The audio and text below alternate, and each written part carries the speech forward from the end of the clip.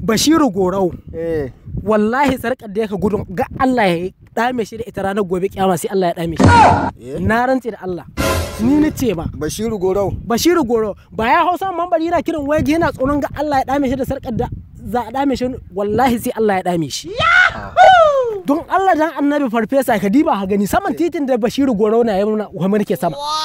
An ce mun bari ga magana wa ma ga titi na. Wallahi titi na muke sama. Kai wallahi diba ha gani saman titi na muke. Yanzu na saman titi na nake. Wallahi na doka cikin gona na muke ba ka ga ina haka ba ina haka. Kai wallahi ba cikin gona na muke ba saman titi na muke. Titin da an gaba kashi kwangilan na makudan miliyoyi na ha. Suna an ga to an kashe mana na an kashe na yanzu magana da nake ma motocin mu an doke su ha sun tahe su wai kamfani har ya rubuta wai ya gama aiki wa dan chairman ka sa abin da tuna shi Honorable Musa S. Adar.